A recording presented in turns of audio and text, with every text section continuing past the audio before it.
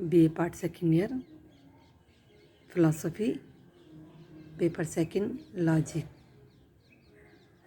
Welcome बच्चों। कल हमने जिस चैप्टर पर चर्चा की थी, जॉर्ज बुलियन का वर्ग विरोध का विश्लेषण और जॉन वेन द्वारा रेखाचित्र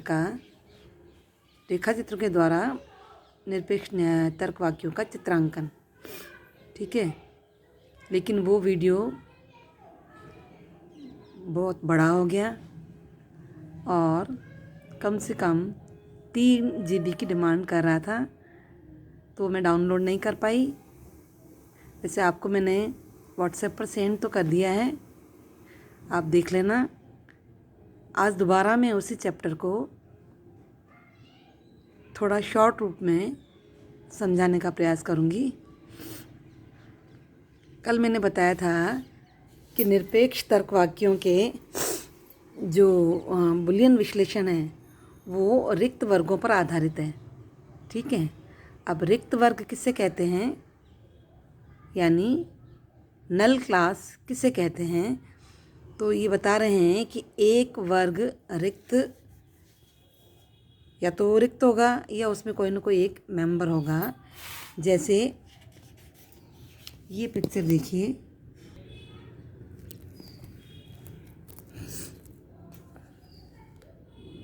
ये एक वर्ग है, एक क्लास है, जो ये शो कर रहा है कि इसमें जो एस के मेंबर हैं वो रिक्त नहीं है, यानी इसमें कम से कम मेंबर एक तो है ही, है ना। ये एक्स शो कर रहा है कि ये नल क्लास नहीं है। ये दूसरा वृत्त देखिए, ये शेड आउट किया हुआ है, ये भी एस की क्लास है, लेकिन ये पूरा रिक्त वर्ग है क्योंकि इसमें कोई भी मेंबर नहीं है। ठीक है, तो रिक्त वर्ग किसे कहते हैं, जिसका कोई मेंबर ना हो और जिसमें कोई मेंबर है वो नल क्लास या रिक्त वर्ग नहीं कहलाता है। तो जॉर्ज बुलियन का जो वर्ग विरोध का सिद्धांत है वो रिक्त वर्गों पर ही आधारित है। आपको मैंने कल बताया था कि निरपेक्ष या निरुपाधिक तर्क वाक्य, ठीक है, निरुपाधिक तर्क वाक्य 4 प्रकार के होते हैं। ए, ई, आई, ओ। ए आकार का जो तर्क वाक्य है वो सार्वभौमिक सकारात्मक तर्क वाक्य है, और ई आकार का तर्क वाक्य है वो सार्वभौमिक नकारात्मक तर्क वाक्य है, और आई आकार का जो तर्क वाक्य है वो अंशव्यापी सकारात्मक तर्क वाक्य है, और ओ आकार का जो तर्क वाक्य है वो अंशव्यापी नकारात्मक आकार का तर्क वाक्य है। ठीक है, तो ये 4 प्रकार के जो तर्क वाक्य हैं, इन्हीं का ही बुलियन ने प्रतीकात्मक आधार पर इसके फॉर्मूलाज हमारे सामने रखे हैं। जैसे पहला तर्क वाक्य है ए आकार का कि सभी मनुष्य मरणशील हैं। ठीक है, ये है जैसे ऑल मैन आर मॉर्टल, यानी सभी जो एस है वो पी हैं।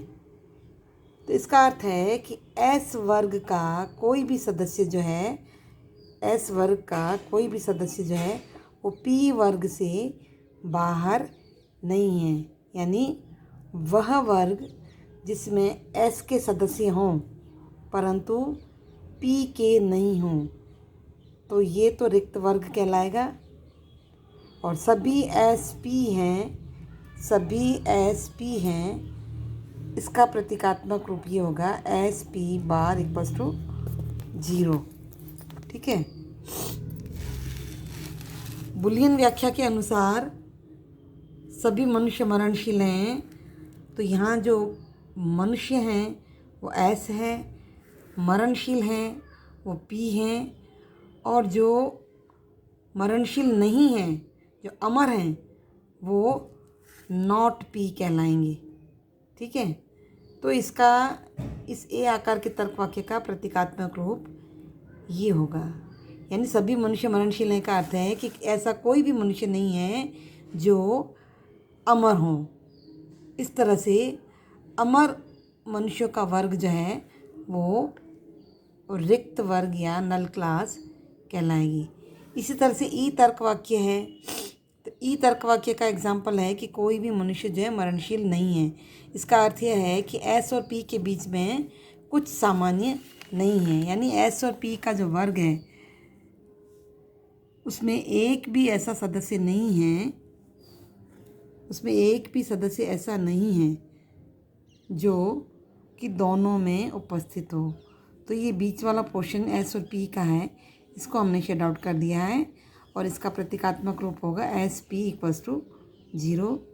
ठीक है, इसी तरह से इसको अगर हम एग्जाम्पल से समझाएं कि कोई भी मनुष्य मरणशील नहीं है, इसका अर्थ यह भी है कि एक भी ऐसा सदस्य नहीं है जो मरणशील ना हो। इसी तरह से आई तर्क वाक्य है, कुछ एस जो है पी है, ये एक ऐसा वर्ग है जिसमें एस और पी जो है दोनों हैं, दोनों वर्गों के सदस्य हैं। यानी कुछ विद्यार्थी राजनेता हैं, इसका अर्थ है कि कुछ ऐसे विद्यार्थी हैं जो राजनेता भी हैं, यानी विद्यार्थी राजनेता वर्ग में सदस्य हैं। तो इसमें विद्यार्थी और राजनेता दोनों आ रहे हैं और इसका जो प्रतीकात्मक रूप है S P not equals to 0, यानी एस और नॉन पी दोनों के सदस्य हैं। ये एस और नॉन पी दोनों के सदस्य हैं, ये कहलाएगा कुछ एस जो है वो पी हैं। ठीक है, इसी तरह से ओ आकार का तर्क वाक्य है कि कुछ छात्र जो है वो कलाकार नहीं हैं। इसका अर्थ है कि जो कुछ छात्र जो हैं वो अकलाकार हैं।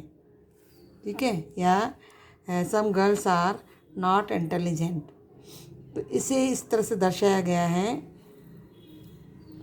S P bar not equals to 0।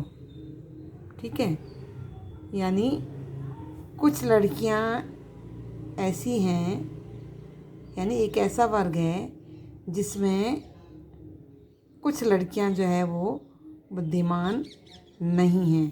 तो बुद्धिमान नहीं है ये पी वर्ग है, पी। तो जो अबुद्धिमान है उसको हमने पी बार करके इसको प्रतीकात्मक रूप इस तरह से दिया है S P bar not equals to 0। तो ये था जॉर्ज बुलियन का निरपेक्ष तर्क वाक्यों का टर्म। ठीक है, अभी इन्हीं तर्क वाक्यों को हम आगे वैन आरेख के माध्यम से जॉन वैन ने किस तरह से चित्रांकन किया है ये मैं आपको कल बताऊंगी। आज बस इतना ही। Okay, thank you.